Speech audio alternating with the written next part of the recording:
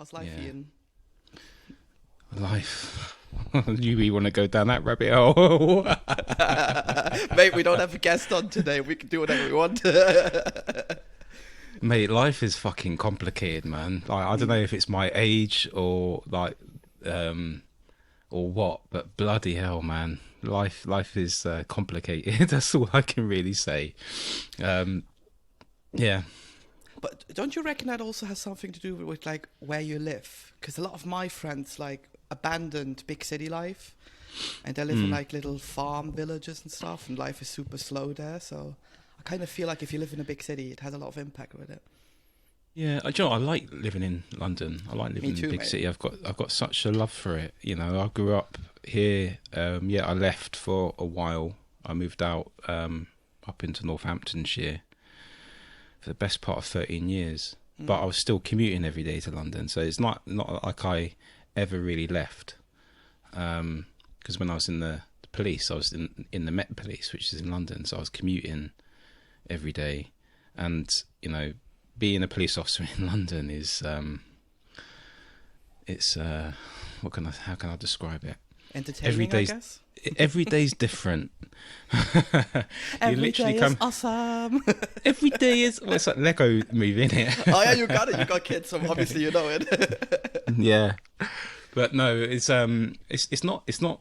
When I say it's complicated, it's not really because of where I live and city life and stuff like that. It's just sort of family stuff, you know. And if you read my rabbit hole story, you'd probably get an indication of some of the complexities that I've had to sort of deal with, and still ongoing. You know, some of the things I'm still dealing with. And you've got when I wrote my rabbit hole story, I mentioned a little bit about contact with my kids. And the whole sort of parental alienation thing, and that's been a whole fucking learning curve. It's burnt me down to the ground where I've thought I can never get up again, and I've managed to sort of find the energy, find the strength within me to sort of carry on through that sort of traumatic period. And tomorrow, I've got potentially a meeting with my youngest son via Zoom for the first time in 6 years. Nice. So when I say, you know, it's complicated, you know, I've got 6 years of absence from my children's life. I've got three kids with my ex-wife, and it's only unfortunately the youngest that I can really push forward to contact because of the whole court system way it's set out and the ages of my two eldest kids. It doesn't fall under their remit and stuff like that. So it's been a long journey of court battles and legal process and things like that. So I've got that potentially tomorrow. So that's on my mind. But also my uncle, who I moved into his house, which is this house, 3 years ago to care for him because he's getting old. He's got mobility issues and things like that, and he's now in hospital.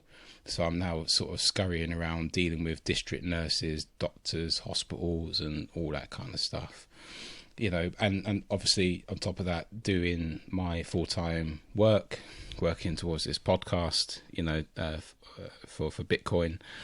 So yeah, there's a lot going on. But do you know what? This podcast is giving me something to look forward to every week. It's given me sort of a bit of a driving force, and it's given me a bit of a voice. You know, I didn't expect coming on here now and just talking to you about all this deep shit, but you know, That's what the tea party is for here, mate. Yeah, absolutely. And for those that are listening, you know, this is our monthly debrief. This is our sort of once monthly, and we're going to do it on the final Monday of every month. Yeah, this tea party. We're 5 minutes into the recording. We should maybe explain the format. Yeah, this isn't a fucking you know, get your antidepressants out type conversation. This is. Wait, we should have started. Let's start. Okay. Hi, everyone. How are you? Ian here and Joël. This is our monthly. Yeah, this is a podcast with a twist. Yeah, we're gonna sort of debrief on this on how well our podcast is doing. Discuss a little bit how we feel about it and anything that goes in between. And the things that we've learned in the last month. the things that we've maybe unlearned and relearned, and sort of, just discuss it in that way. Yeah, but I guess there are a lot of stuff or things in there which, I mean, it's not as dramatic, I'd say, from my end, because I don't have kids, but I can't imagine what you're going through. Like 6 years, Yeah. that's a long time, and you mentioned it's the youngest one. Yeah, mate, So, like, it's nuts. So I guess It's you nuts. skipped a lot of the the memories you just have as kids if you think about your dad and stuff. So Yeah, that's crazy. To put it into, there's probably some people listening out there that can relate to it and had some kind of similar experience to me. And it's one of those experiences that you don't really fully understand it until you've gone through it, or really sort of had to endure the sort of agony and the mixture of emotions throughout this whole period of time. The memory I've got of my kids are of them 6 years ago. So, my youngest, he was 6 years old the last time I saw him. He's now 12. And I've got no idea what this 12-year-old boy looks like. I've got no idea what he's now interested in, the sort of stuff that, he's doing at school, his performance, his behavior. I've got no influence, and I've had no sort of influence or insight into his life for the last 6 years. And mate, that is something that, if with parental alienation, it's usually the other parent demonizing and turning the child against you because they haven't really dealt with their own pain or trauma or anger, and they're just sort of projecting it onto the kids. And the consequence of that is that they're forced to make a choice between which parent they want to see, and it's ridiculous that a child has to choose one parent over the other. So yeah, it's a hard one. I think this is maybe to get it back to Bitcoin. One of the things I think I can say I struggled with before we did the podcast, and which is why I'm grateful for the podcast, because it's similar, like you mentioned. It's sort of a highlight of the week. We've been having a couple of recordings a week now, so we're trying to be a bit in advance and stuff. But it was always fun to be here. And it just helps. Like you can basically toss out your ideas, you get back and forth, and for the listeners, it's not just only like we don't just meet now and record. We obviously bounce ideas back and forth. We sometimes speak to other minds. We got a great reception also in person at some meetups, so this is really beneficial. But for a long time before the podcast, I was sort of thinking to myself, we always read stuff like Bitcoin fixes this, or just today, actually, I read about a guy I think posted that actually he used war and the military-industrial complex as a way for him to paste in his relay referral code. So buy Bitcoin as the solution to wars and weapons, and just use my code to get it cheaper. I was like, what the fuck? Because against popular belief, I think stuff like wars, human connection, the story you've been telling, unless there's a way that we can get everyone on the Bitcoin standard immediately, these are things for the foreseeable future Bitcoin just doesn't fix, because again, it doesn't fix human greed, but it doesn't also fix these interhuman connections, at first at least. I think if both people in that conversation get on Bitcoin, it's a different topic. But yeah, this was something I took away as well, this past week especially. There are a lot of things that we wish maybe that Bitcoin fixes them, but they're simply not achievable, or not achievable yet, shall I say. It makes me wonder, under a Bitcoin standard, and it would be a slow, I'm hesitating to use the word progression, because or an evolution. I think once the money's fixed, I think that will slowly change human behavior. It would change our expectations of one another. It would change what trade means, how we trade, how we interact as one person to another. And I think over the course of time, once Bitcoin becomes more and more established in the ecosystem of humanity, I think it could change our dynamics between one another. And the reason why I'm starting to think and feel that is because I just looked at my nails and realised how disgustingly dirty they are. I've just literally come straight back from work. I've been crawling through attic spaces and things like that today, and I was just like, oh my God, I'm going to hide my hands from the rest of the episode today. But it was what really sort of spurred that thought on for me was because, you know, while I don't want to expose too much about my personal circumstances with the breakup of my marriage, you know, if you want some insight in that, you know, there is in my Twitter I've pinned it to the top, my rabbit hole story that I've put up there for people to find if they want it. But, you know, part of the issues that I was having in my marriage were financial ones. You know, I wasn't happy with the way the relationship was balanced financially. And that was some of the root causes of the ultimate breakdown of the marriage. So if there wasn't that worry with money and the politics and the expectations of what money represented in my relationship, you know, that relationship would have been different. I wouldn't go as far to say that the marriage would have continued, because at the end of the day, upon reflection, she just wasn't the right person for me anyway. But finances definitely played a heavy role in the relationship. And if Bitcoin was a standard during my relationship, it would have gone a different direction. It probably would have ultimately failed, but it definitely would have taken away a lot of the whole financial side of things, I'm sure.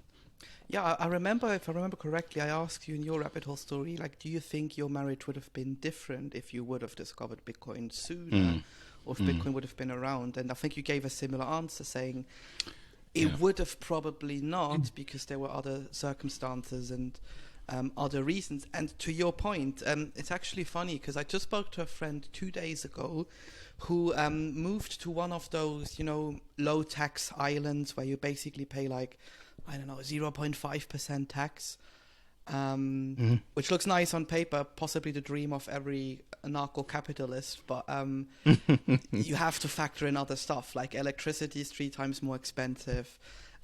You know, a couple of eggs are like 4 times more expensive than here in London, which is crazy. But he was like, oh, you know, everyone is so happy here. And I thought to myself, yeah, of course, because like they don't have any financial worries. If you go into into slums and such, into poorer neighborhoods of cities, especially big cities, you really see what influence money has. And to be frank, that's why like my mind gets going. Like if we have people like Michael Saylor, for example, which I think listeners know, I'm not a big fan of him. Yeah. If a Bitcoin standard comes and he still possesses that much amount of those 21 million coins, although like the protocol doesn't change, it doesn't change the functionality, surely it does change sociologically what he can do in society and how much power he has, because like the guy who has most money effectively can do what the fuck he wants. So these are a lot of things I have on mind for like future guests, because I think we got a great lineup now for the next couple of weeks, and we also already had great discussions in that regard. But it was really eye-opening to me, because that's a funny thing, Ian. We managed to get Bitcoiners on the podcast. By the way, all of you are amazing. Apart from an elite group, which we're not going to mention further, all of them said yes immediately. You know, they were very open, very, very generous also with their time. Like they didn't cut us off at like 60 minutes. They kept going, because it's always a pre and after talk with these things. And a lot of them really open up. And I think that's quite unique in today's standards, that people are so open to talk about the many different challenges they've been having. We heard stories from growing up in a hippie camp. That episode will come out a bit after this one. To I basically lost my job as a journalist, and I listened to Bitcoin podcasts, and that's how I got hooked while doing something completely different than what I learned. So like that's a huge spectrum of stuff we had with guests. And it was so amazing to see and sort of feel like, okay, we're all euphoric about Bitcoin. It's amazing, but there's still a lot of stuff that we need to fix before we get going. All of our guests, Joël, have been absolutely amazing. It kind of put into focus to me is that, you don't have to be a Bitcoin influencer to influence the space. Everyone has an equal say in the ecosystem that is Bitcoin. I'm not sure if I'm misusing the word ecosystem. It just feels right to say that. It becomes, everyone's got something to contribute. There's no hierarchy as such in Bitcoin, is what I'm beginning to realize, because you see these influencers often on various different podcasts and media outlets, and it's the same kind of message all the time. And I've heard it enough times now for me just to repeat a lot of it verbatim, but it's the sort of deeper critical discussions that I think is where we need to really go, and really sort of like get down to the nub of discussions about Bitcoin. It's positives, it's negatives, it's indifference, it's everything that evolves around Bitcoin, because we need to have these conversations. But going back to your point about money and the stresses of money and people living in poverty and slums, as you just said a minute ago, I am from the West. I'm very privileged to be where I am, and a lot of my money worries was actually, if I'm honest with it, it was part based on my own personal greed and consumerism and my wants to sort of have this kind of lifestyle that seemed like it's something that I should have aspired to. And a lot of it was also to try to prop up a lifestyle on behalf of someone else, give them what it is that they thought that the lifestyle they wanted. That vortex, that depth vortex, isn't it? Like, get the credit card, get the new sneakers, get the house. I really, mate, yeah, like my ex-wife was like, she wanted a nice house, so I went out and found one, and I got 120% fucking mortgage with Northern fucking maybe for Rock. The listeners not in the UK, quickly explain what like Northern Rock is. Northern Rock, from my understanding of Northern Rock, is that they were just sort of leveraging funds left, right and centre. They didn't have the money to borrow. They were just throwing money at people. And when the financial crash came in 2008, they absolutely exponentially failed so dramatically that the government had to step in, amongst other mortgage providers and finance providers, and bail them out.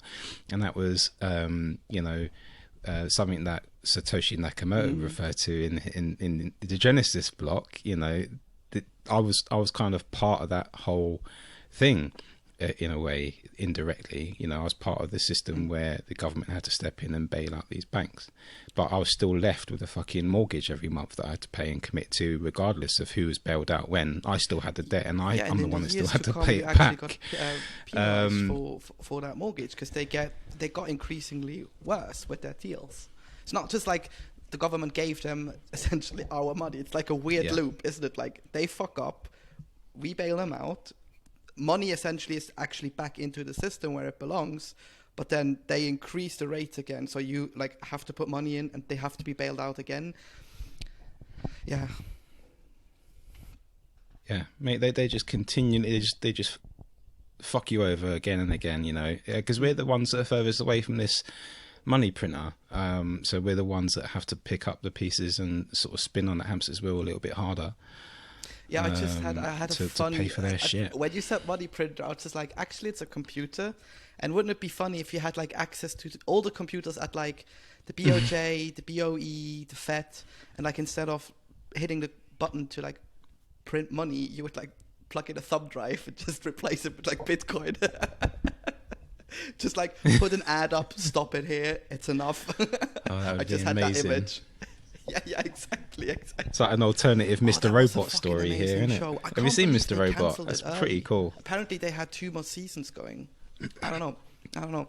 Yeah, what was all that about? Yeah, Yeah, I thought it was really, really good. You know, so if you're a Bitcoiner and you haven't heard of Mr. Robot or seen Mr. Robot, watch it, because I watched it before really fully understanding Bitcoin, and then I've watched it again since understanding Bitcoin, and it's just what's going on there, Joe? I mean, it's like a mind. What are you doing behind the scenes? It's not a mind fuck, like a mind explosion. Because I think, correct me if I'm wrong, in a couple of episodes they do mention Bitcoin, I think, as like a paid for to do like illegal activities on the dark web. But I think Mr. Robot goes on a rant for like 2 or 3 minutes about Bitcoin and how ideal it would be if like everything would be decentralized. I might be wrong on that, but I thought he had like a couple of those moments. Yeah, it does. It does. Bitcoin does definitely come up in the series, where the evil corp, the sort of evil company that basically controls a lot of the infrastructure of the finances globally, and all the secret deals that they're doing under the table with China and things like that. And it talks. They talk. There's a part in it where they talk about Bitcoin.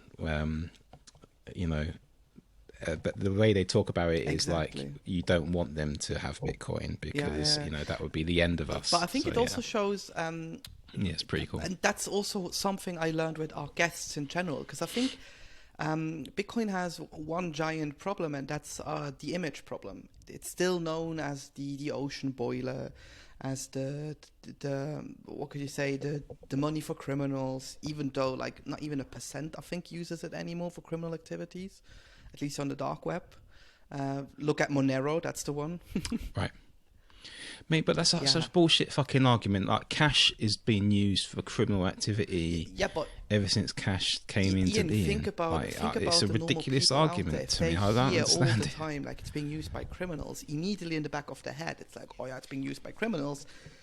And we both live in London. Like, when was the last time you used cash around here? That's also being somehow eliminated into the oblivion of, we slowly transition you into like digital money. But to get back to my point, I always had the thought, if I start a podcast, like I would also hear the same arguments, and most of them are like gains and number go up only all the time, eat beef all the time, be a hardcore libertarian, and all of these things. No, not that. Did we actually have? But it hasn't been like that at all, though, has it? Kind of fit the stereotype. Like, I've just gone through all of our guests in my head. I would say no. Maybe you heard some of the statements, which is fine, I guess. But it wasn't the hardcore extreme stand you always see on Bitcoin Twitter or on Bitcoin Noster, depending on which platform you are currently. I mean, when it comes to being online, people are brave behind a keyboard. People say shit that they wouldn't ordinarily say to people in person. And I've got two thoughts about that, I think, which is still forming in my brain as I say it. But one of them is, you're typing this stuff. Maybe you're clickbaiting, or you're trying to engagement farm in some way. It raises a question as to why you engagement farming. What's your end goal? What is your what are you trying to achieve? But also, is it really, when people are typing this shit on Bitcoin Twitter, what they really actually believe, that they're just not really able to be brave enough to say it out loud in person? And I mean, it's not like we are immune to this. Like, we for sure have done it also in our past. I'm not going to deny this, because I think it's always easy to say, oh, everyone is fucking up besides you. And if I think back about stuff I deliberately tweeted just to get engagement out there, to get the likes, maybe have a shitty day or stuff, it's pretty easy in like the Bitcoin community to get that engagement farming. I think that's what you currently see a bit on Noster, because I like the idea behind Noster. But true. The whole thing with like zaps are amazing. I just think it's like a small circle who's like basically handing out money between each other for like cool statements, which would have gotten you likes anyway. And I'm not really sure if that's like part of solving the problem. But again, you know, everyone has a bad day. It might be a part of trying to be, it's probably part of our attempt at trying to find a solution to that problem. I mean, we got to go through the mill in order to get through the other side and find out what's there. You know, you can't sort of you can't just do nothing and try nothing, because then nothing will change. You're going to have to sort of experiment with new things to see what happens and where it goes, and then you can learn from it and then evolve from there. And you know, through action, value, this is why I said, and I think my one tweet about Noster, which sort of went semi-viral, for me, just in my opinion, stating quite an obvious fact. Like, I love the idea behind Noster. Obviously, I do want to see a Reddit alternative on Lightning, or just generally speaking on Bitcoin. I've also dabbled around in Zion. This is like sort of similar to Noster, but a bit differently. I would love the idea to have like a video solution on Lightning and all of these things, but still, for everyone to join, you know, there has to be some usability. UX, UI, and everything. Needs to be but you know what's improved. ironic? Like, it has to start somewhere, the people who responded on my end saying like, oh, you know, you're just hating whatever. They didn't say it that extreme, but I'm like doing it the easy way now to explain it to the audience. When I checked them out on Noster, because I'm the type of guy who like wants to go there and check out what they're saying, all of them, ironically, were using Lightning wallets for their zaps, which were custodial. It's like, hang on a minute. Like, you acknowledge, or you actually don't acknowledge. Like, you go about my tweet saying like, oh, UI UX is fine, but then like you take a custodial Lightning service. If we stick to like the Bitcoin ethos, shouldn't you set up like your own Lightning node, run your wallet through that, all of these things? Exactly. Follow through the whole. And obviously, I'm not criticizing. Yeah, I know it's a fucking now. nightmare having my Lightning node up and running all the time. Like, sometimes I forget to add liquidity to my channels. I'm like, oh fuck, I can't use it again. It closed. Or like the node is down half of the time. So it's easier to maybe have something like Wallet of Satoshi. Maybe even, what are some good Lightning wallets? I'm just thinking about it. Moon is half decent. And Phoenix, I know they're semi self-custodial, because like you do get your private keys and such, but you're still relying on like their node and things. And I'm not discouraging people from using them, but it's just like, if you attack someone for stating an obvious fact, I think, and again, I'm pro Noster, I want people to join, why do you then take the easy route out? And I think that's something you see more and more evolving in the Bitcoin community. At least from when I joined, because back then it was a lot of learning. You know, you had to learn what cryptography is. You had to learn how to use these wallets. You had to learn and how to evolve after like the block size wars, what the differences are now and stuff. And we've gotten to a point now where I think a big number of people in the world can use Bitcoin, but it's in that weird place where like it has a great usability, in my opinion, but it's just not there yet that like every dummy on the street can use it. And it takes a while. Like, ask how many people use the same passwords for all of their socials. Probably everyone.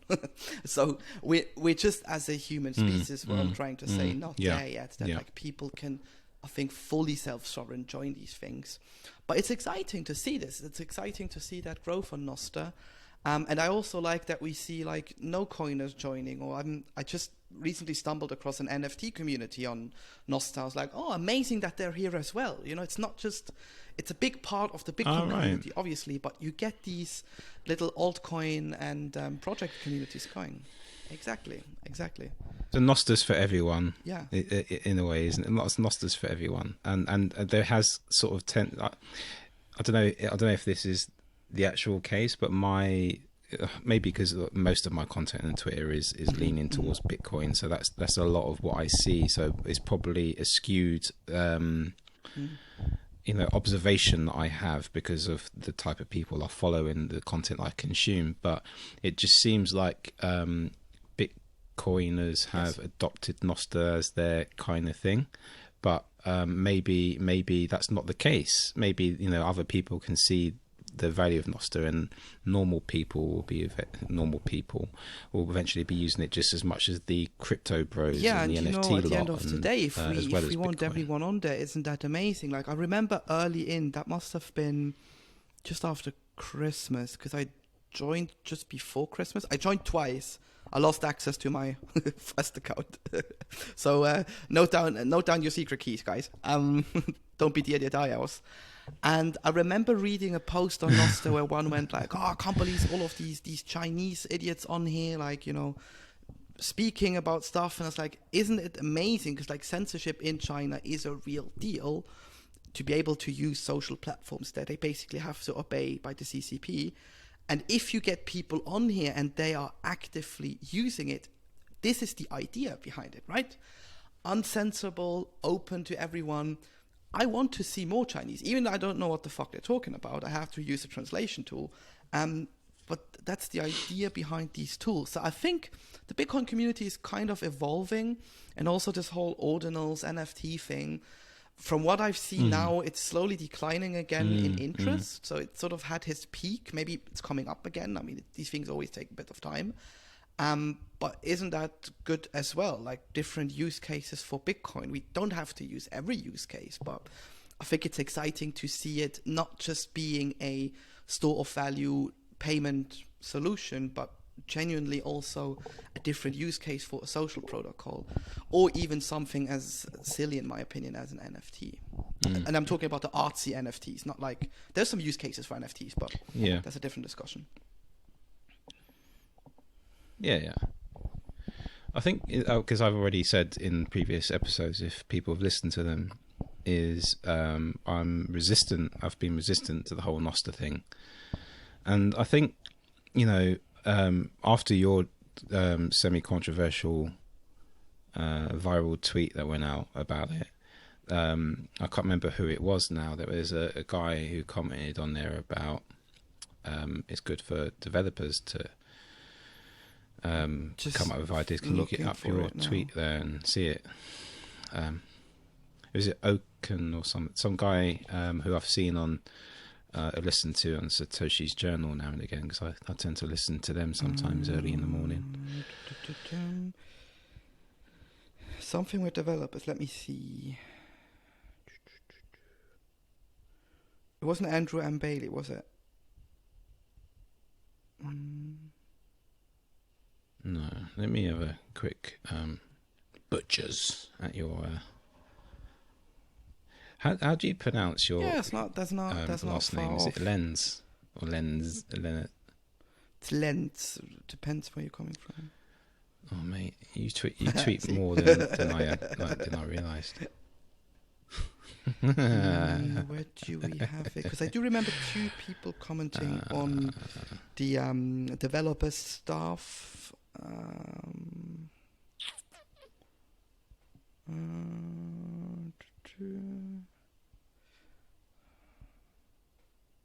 There's a guy wearing like a red top. I think his username begins with an O. Okin, maybe.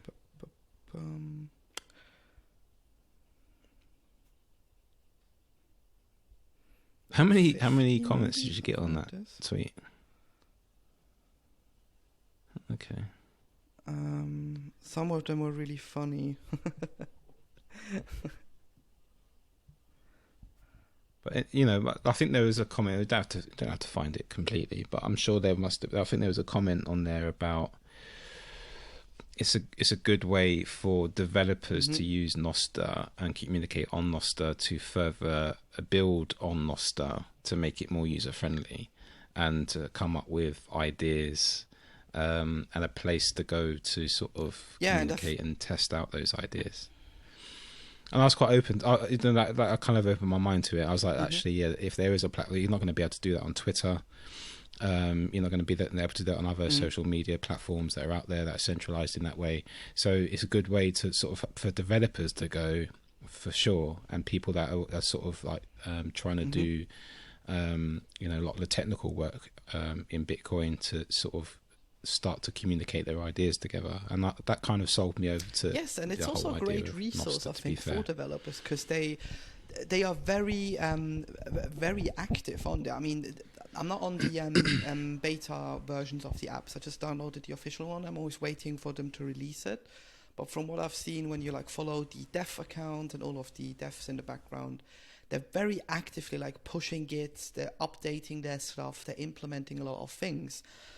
And from what I've just learned, being on social media basically half of my life, if you get access to a developer very early, the product in the end will improve. I think, and another probably controversial take, what Elon is trying to do with Twitter now, like opening up the algorithms and all of these things, if it really happens, this is what should have happened in like 2010, 2011, 2012 maybe with Twitter. Because I still think the premise of Twitter is a great idea. It just fucked up when algorithms and stuff was introduced. But that's not to say that maybe Nostr can't be a good example of other platforms following that path as well. I highly doubt that like Elon is going to allow it to be fully open source. It'll probably be some kind of algorithms, because they have different algorithms like ads algorithms, search algorithms and all of these things. But at least it's a step in the right direction, I think, because this is, I think, one of the drawbacks in the Bitcoin community. We tend to be very, very negative about things quickly, because obviously we see dangers to a lot of stuff. But yeah, I think Nostr is not only great for us users, it's great for like censorship resistance for the developers, but also for actually being a use case to see like, hey, if you do it this way, you actually get a massive adoption. Because like, have you seen it? They generated like close to 1 million keys now, I think. Yeah, it's not to say that like every key is a person, because obviously you do have some bots already. But it was nice to see that there is a quick adoption happening. And if you can improve that thing, get it going, people will be able to use it for different use cases. Why not use it as a case study for future products? I think this is the amazing thing in Bitcoin. Like, it immediately gets put to the test. Yeah. And if it works, great. And if it doesn't, no one is mad at you. At least you tried something, right? So yeah. So Ian, when pub key? Yeah, that's very true. It's interesting. Do you know when when the whole Nostr thing started to come out? I went on there. I didn't know what I was doing. I created like a name questioning Bitcoin as well on there, and there was a public key and private key thing. And I put something out there a long time ago. I think one message, and then I was like, do you know what this is? I don't really understand it. It reminded me a little bit of the early days of the internet. It reminded me of like a little bit of like MSN, like and all that kind of stuff. And it was a bit of retro, but like I said, I didn't fully understand the whole concept of it and where my message was going and what I should do with it and how I can interact with other people. But I promise, guys, Joël, you as well, I promise that I will give it my attention and focus when things calm down for me a little bit here, and sort of invest a bit of time to fully understand it more, because I think I will be going on there, so expect me to post soon. So basically, for those of you listening who maybe struggle a bit with the idea, it's very different from like a normal platform where you need to use like an email and a password and probably your phone number. You basically generate a key pair, and it's exactly the same principle as with like a Bitcoin wallet. You have your public and your private key. The private key you can use to log into different clients, because there's a whole range of different views of how you can use Nostr. They are very much normal clients, social clients like Damos or however it's pronounced, and Iris and all of they're called. And there's even one who looks like Telegram. So like you get your social feed in like a Telegram view. And that's it. Basically, you just share that public key with people who won't follow you, and the secret or private key is just like your password to basically get in, and use different interfaces with the whole thing. So from a standpoint, again, it's actually not hard. I think it's easier than having email, password, and all of these things, but it's just the way it's being presented, because these are cryptographic keys. They're very long, very obnoxious. Once you then are on Nostr, it's not super easy to get like your profile picture uploaded, all of these things. It takes a bit of getting used to, but in its core, I think the idea behind it are simple, and we just give it some time for the devs to work on some magic. Sure, in April, May, maybe we'll see a lot of improvement and possibly more normies on there, which is nice to see.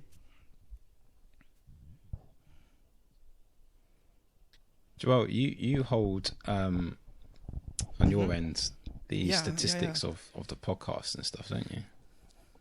Should we share some? So we did create like a little doc for us to share when we talk about the rabbit hole at the tea party. And obviously, if you have like a podcasting host, they can give you insights. And I mean, all time now for the podcast, we do host it in audio format. We also started on YouTube a bit later. And we did have 745 downloads all time in the audio version. And we've got 348 views on YouTube. Considering that like YouTube has only been up for half of the time that we had audio up and running, we're doing pretty good. I think if we had YouTube and audio going the same time, we might have been a bit better. But what's the final number there? 274 plus 348 is 1,093 views, download, plays, however you want to call it. Considering that we like didn't put any advertising money into it, that we just like started and like shared it in friend circles and on social, I'm quite happy about these numbers. They're obviously far off from like the huge podcasts, but I'm like, hey, everyone has to start at some point. Yeah, so please, shout out to all those people that took the time to lend us your ears and sort of listen in. I very much appreciate your time. I hope you've found some value in some of the things we've said. I'm sure you've either agreed and disagreed with some of the things that we've said or some of our guests have said. But that's the whole idea of it. You know, we're trying to create a conversation, and a conversation is multifaceted. It's an ongoing one. And, you know, if and when other guests come up, they will have their own opinions and views. And, you know, and I think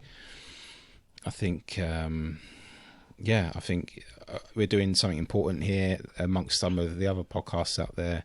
You know, we're all trying to just have a conversation about Bitcoin. And I'm glad that we've, gone above 1,000 already. I'm happy with that number, considering, like you said, Joel, we haven't paid for any advertising space. We haven't got any sponsorship. This is kind of like just me and you just trying to sort of get on there and sort of bang the Bitcoin drum. It just, again, we're doing the proof of work, right? Sometimes I think if you see online creators, and this has actually been a area I covered a lot when I used to be in the media world, like, you know, social media, technology, content creator scene. That was sort of my general area of expertise, if you want to say so. And I basically had to explain how social media works to the boomers. And it's fascinating because a lot of people think if they see like big podcasts and things, oh yeah, they just got there, you know, it's easy. You speak to people, you upload it, you get the downloads, you get the sponsorships, and it's a lot of hard work involved. It's hard work, mate. It's hard work. I'm wondering what your learnings were, sort of in not like the people we met with the podcast, but like what you learned for yourself personally. I was like, holy shit, you have to think about so many things when you did the podcast, because genuinely speaking, we don't really have an agenda in our podcast. We just sit down, we do a quick briefing with our guests, exactly. No. But there's still so much thinking before and after we produce these shows or these episodes. So that was quite something. I was like, wow, there's actually a lot of these little things, if you like all add them up, become this giant thing. And that was my big learning. I was like, holy shit, there's actually a lot of stuff going on behind these scenes. So I have like mad respect for people like, Joe Rogan and his team who like put an episode out each day. Obviously it's their main job and stuff, so they don't need to worry about other stuff as well. But like still the whole logistic, like they even do like live streaming, you know, this is just beyond crazy. And obviously like Peter McCormack, the quality, how he does his show and stuff. This is actually quite mad if you really want to then go into the professional room. Yeah. I'm representing. Yeah, Peter, if you're whole, listening, we would love to wrap some merch. I've noticed. Maybe we get to a game one day. Yeah, bring it on. It reminds me of like, you know, this is the whole, like we came up with the concept. We were sort of snowballing some ideas together. We met in the pub and before the podcast went live, and we were thinking about what we can call it. And eventually we landed on, I can't remember what some of the suggested names were in before, but we landed on Rabbit Hole Stories. I was just thinking, where did I? You probably got some notes there, haven't you, Joel? We had. But what it's come to is like Rabbit Hole Stories is I think it's landed perfectly because and we don't have an agenda going into these podcasts, and the whole ethos behind it of Rabbit Hole Stories is we're going down our guests' rabbit hole. They're inviting us. Mm-hmm. Some dog is like, can you hear that? Some yappy dog out in my neighbourhood is just like that. Has to have enough Bitcoin. But we open the window and shout out, "Buy Bitcoin!" No, of course not. It's the dog. Come on. Do you want me to do it? My neighbours will not like that. But literally, we are going down the rabbit hole of our guest. So we're being guided by them, and whatever they talk about, we'll just go with. So we will ask some questions about it, but we're curious. We're kind of sort of like going along with them, in the hope that will. The people listening to that will sort of understand how they've got to where they are, their route into Bitcoin and their route through Bitcoin, and where they're at currently. Mm-hmm. And sometimes we go off in different directions down this sort of warren that I keep talking about, and it's providing a bit of a roadmap of what Bitcoiners think about, and the sort of ideas they come up with. Some are different, some are very similar. And I like the format of that.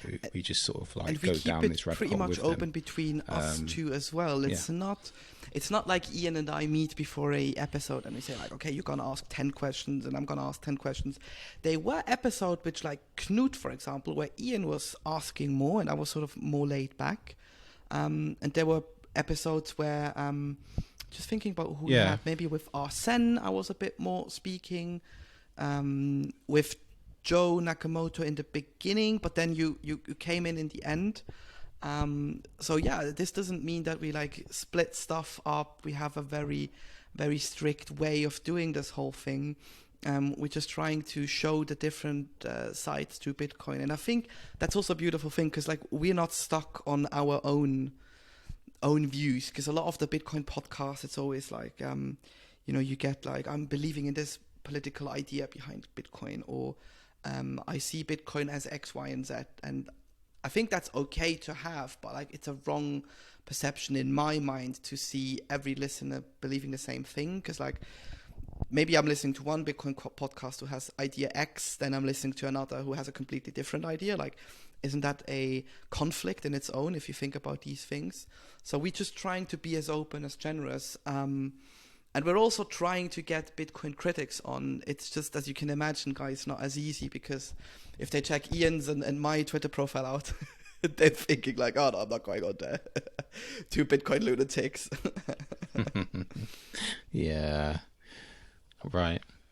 What I've learned about this whole thing is that you're very more understanding about the whole fintech side of things and the whole technical side, which I'm learning a great deal from you, Joël. Because you've invested quite a lot of time, years in this industry, to fully understand it, and I'm very appreciative and privileged to join a podcast, not only going down the rabbit hole of our guest, but to listen in to what you're saying, because I'm taking that in as you're offering your experience and your knowledge, not only to our guest, but to me and the listeners as well. And that's what you provide for the podcast. Whereas for me, I'm more of a just sort of like deep thinker, more philosophical, dreamer type person. I've got my sort of like a little bit of my life experience, and sort of like I'm quite honest with how I think and feel, and sometimes that can trigger off a whole conversation, in its own right. So I think, both you and I have a different role to play in this podcast, but it works nicely because we can sort of encapsulate the whole sort of It's a dynamic at the end what's of the the word day, I'm isn't it? struggling to formulate here. Yeah, But and I guess that's also something when I dynamic. look back Thank now you. at what I learned from you, because where I sometimes struggle to like, okay, how can I bring this back into like everyday life? Because in my day job, I'm very much invested into, having amazing technology around me, amazing solutions, and they have to find their path to a normal user. Because Lightning is useless if no one is using it every day. We can argue like we add to that if we pay each other with it. Like if we go to a Bitcoin meetup here in London, you pay, someone maybe pays at the bar, and then between peers you like pay with Lightning, obviously, or on chain, whatever works for people. But it's not there yet where you can sometimes see the path going forward. And what I really liked, if I also listened to our episode, because I do edit the podcast. So on that note, if there is something not going right on that end, I'm sorry. I'm not an audio engineer. I'm trying my best, but I think it sounds nice. And when I listened back to it, usually 2 or 3 times, because I have to go through everything, I'm always like, that's how Ian describes like this problem, for example. And I can then use that for my day job. Just recently finished a newsletter for a client, and instead of complicatedly explaining how things work, I was just like, use Ian's analogy. So I think that helped me on my end as well, just to see someone who is not as deeply invested into the underlying tech as I am, also getting the point of Bitcoin across. So that from my end was really, really beneficial from our conversation as well. And I think it helps if you meet someone who's also going like, I do love this circle of community, but isn't it weird that like X, Y, and Z is not fixed yet? And how can we add to that discussion, or how can we improve it? I think that helps both of us from that standpoint, to have someone where you can say, hey, I think that's fucked up if I see this tweet. What do you think? And then we can maybe add some value to a discussion with like a guest or an episode here on the pod.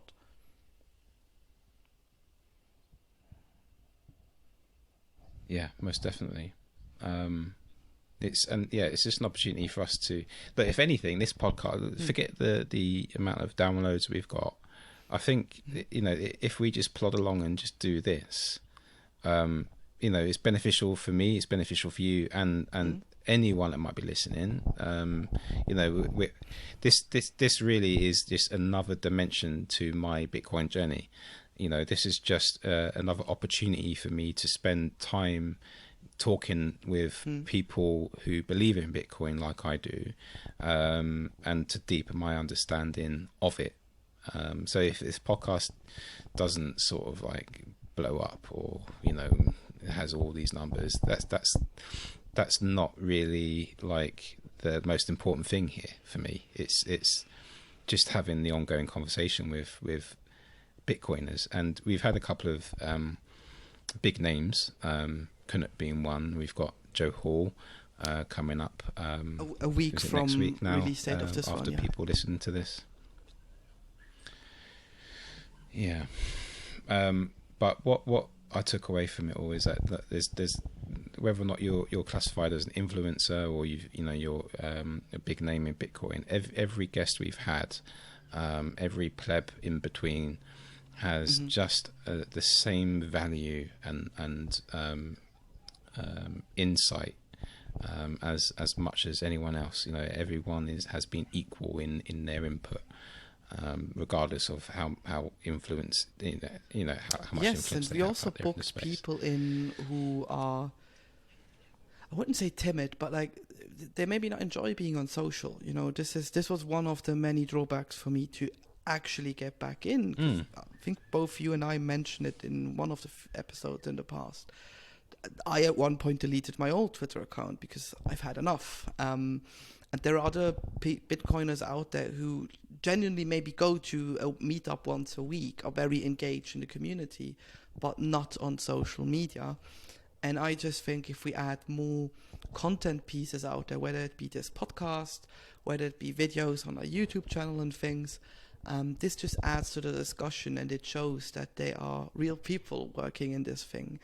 Because often I think it's not tangible for normal people because they don't see a face. You know, if you think about a very easy example, if you think about the EU, I think a lot of people on the street can tell you like, oh, this person is running it, or they're representing our country or whatever. But if I'm saying like, do you know about Bitcoin? Maybe we get lucky and someone knows that it has something to do with like an orange logo, but that's it. There's like no faces to it. And yes, there's like Sailor in the US, but especially over here in Europe, especially in the UK, we don't really have these big recognizable things. So if we can add snippets out there, if we can add education pieces out there where people can start to associate someone with the name, I think that's a big win. And like I said, the numbers, obviously they can always be better. You know, I'm not going to lie about this. You always want more, I think, at the end of the day. But yeah, I'm super happy where we're at. To think about how we do this, we meet after work, we record. I usually edit over the weekends or just after work and such. It's pretty nice to see that a group of people are listening to that effort and even reward us. We did get some sats in the Fountain wallet and stuff. Yeah. Yes, so, we did. Cool. Thank you. And Joel, it's not just like we're recording now, but it's not that we're in constant communication, you and me. Like, I communicate with you like almost daily, and if anything, throughout all this, you've become a good friend of mine in this. And I don't think, and please don't take this the wrong way in any way, but I think, if it wasn't for Bitcoin, you and I probably would never have sort of crossed paths and sort of communicate in as often as we do, but it's because of our passion in Bitcoin, where we met up at the London Bitcoin space. And something, I don't know, something was there that, was like, oh yeah, this guy knows what he's talking about. There's something interesting here. And we very quickly came to sort of this idea about we both want to do something. And we was like, oh, okay, why don't we team up and do it? And this is what's evolved from that. Not only a podcast, but a friendship from that as well. So that's something I also take away from this. Don't let your head get too big, Joel. You still need to get out of your flat to go and do your shopping. I think it shows the social aspects of these things as well. I wouldn't say this is specifically to Bitcoin only. I did see it in a lot of other communities as well.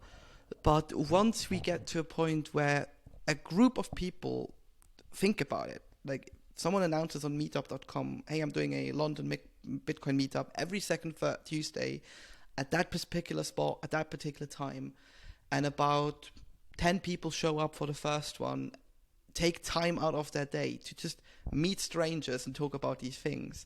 If you get something going which is that big, I think you are winning in any way, shape or form. Maybe you're not winning as fast as you want.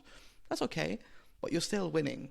And I think this is one of the many benefits that Bitcoin adds. But you obviously have to be in that community to experience it, because from the outside looking in, we just were 10 weirdos with orange pins and orange caps and orange t-shirts standing in that bar, isn't it? Well, that's still true. But you know what I reckon? At that meetup, at that pub, do they know, okay, it's the second Tuesday again and these weirdos are showing up? Next time we're there, I'm interested to ask them if they know that we show up all the time, because the guys organizing, they obviously need to reserve the space and such. And I'm interested if it leaves a footprint in the back of their heads as well. In the pub, I mean, we always see the same faces. You're talking about the pub itself. There are also people meeting after work there. Be interesting if Bitcoin has that effect where people memorize it for whatever reason. Maybe we're weirdos, maybe the orange logo, maybe we're cheap, we don't drink enough. I don't know. Whatever the reason is, we might ask and get back to the people. That's true. But I think it's, by the way, the one of the London Bitcoin meetups, because there's another one I think that's recently started. I haven't yet to go to, but the one that you and I have been going to is at the old Bank of England, which is the old Bank of the actual old Bank of England's law. I Something think like it was this, their yeah. law department, their law offices, back in 1880 or something like that. So it was very affiliated with the actual Bank of England back in the day. And you go into this pub, and it's just grand. It's like this grand. Like the ceiling is like fucking 50 feet up in the air with massive chandeliers and gilding, and it just goes to show you the sort of legacy of the wealth of the Bank of England and things like that, and how fucked the whole money system is. And it's pretty ironic that, you know, as Bitcoiners, we go there to meet up and talk about Bitcoin. Yes, and it also shows, it's pretty cool. it really shows a funny side to the whole story. I also have clients, you know, in the inner city of London who have these huge offices for like, maybe 25, 40 people working. Like almost everyone, it feels like, has their own private office and all of these things. And I'm sometimes sitting there thinking like, you do know there's like a whole alternative money solution being worked on from people, you know, living in like El Salvador at the Bitcoin surf beach, or some flat in the States, probably just plugging along, working on their laptops and stuff. Once you really get to contrast between these two things, it's incredible to actually see how little you would need to get the ball going. But yeah, that goes into like, you know, prestige and how all of these things are being used to basically just secure power, because that's the only thing that's really keeping this legacy system, whether that be finance, media, whatever, in place. Because if you take away their power, what are they going to do? Like, no one will use their stuff in the end.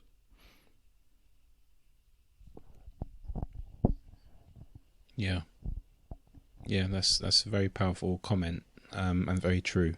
And you know, Bitcoin is growing, the adoption is growing, and we will just continue plodding along, working at it. You know, people, and this is what the whole grassroots thing is all about. You know, it's going to be a hard struggle at first. It's going to be fighting a battle that seems to sort of never ends. But you know, we're winning, and there's more and more adoption all the time, and we're continuing to put the signal out there for Bitcoin. And as long as we are still open to have these critical discussions, it's always just going to be bullish for Bitcoin. Different ways of engaging with the podcast. So I've mentioned it now twice. We do have the audio version, obviously, if you're mainly listening to the podcast version. But we also have our YouTube channel, which we just put out some of the interviews. Like we put actually every interview out there. Sorry. We have all of them also there for you to be watching, because it's also a different dynamic. If I edit it for the audio version, it's very precise. Like I cut out a lot of pauses and awkward statements and such. But with the video feed, it's sometimes nice to see sort of the raw reaction as to how we deal with things and how maybe some questions are asked a bit differently. So that's one thing. We're also planning on expanding the YouTube channel, so we want to create content there aimed solely at Bitcoin education, I would say. And then obviously, if you want to help us out, you know, reviews on Apple Podcast, on Spotify, I think it's possible. Value for value, we are on the podcasting index thing, so you should be able to find us in Breeze, should be able to find us in Fountain. Obviously, if you want to, and who knows, maybe we'll see integrations into protocols like Nostr and such, where you'll be able to also sap us. So we really want to put more stuff out there, and the best way, if you like what we're doing, to help us is to A, engage, and B, if possible, leave a review and all of these things. It doesn't take a long time. You don't even need to write anything. It takes literally 15 seconds, but it goes a long way and helps spread the show to more people, because that's what we aim to do, get Bitcoin out to more people.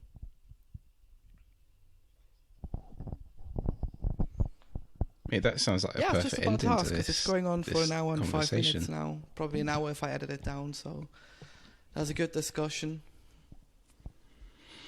Yeah. So if people were using this podcast as a little bit of way to drift off to sleep because they're bored as fuck, or or whether it's just, you know, you're sipping your wine, or it's, you know, you're listening to it in the background. However you're listening to the podcast, we value you, and wherever you're using it for, we value that. So again, thank you everyone that's tuned in and subscribed so far. Please, if you do think we are doing a good job, like Joël said, please give us a positive review, and put the word out there amongst your Bitcoiner friends or normie friends. You know, if they know people curious about Bitcoin, maybe, you know, send them our direction so they can listen in to see the sort of stuff we talk about as well. Yes, and So, yeah, we we did mention appreciate it you all. very Thank briefly you. in the beginning. We'll do this recap. We call it the Tea Party because rabbit hole stories, obviously we use a lot of analogies from Alice in Wonderland, so there was the Tea Party. We thought that would be a great name for it. We'll do it once a month, final Monday each month. So if you like this kind of format, we're a bit more loosey-goosey. You can come back today in 4 or 5 weeks, depending how long the month is, and you'll get to hear our learnings from that month and possibly some new announcements. You never know. Great. So Ian, we'll see each other.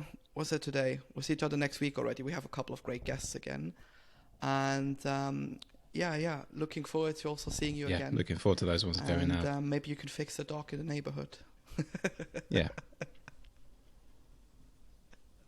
Maybe he's hungry. Maybe he wants about to go out and fix it now. You could go with like a Bitcoin sticker. You want He's not this? going to get it for me. Talk soon, mate. Yeah.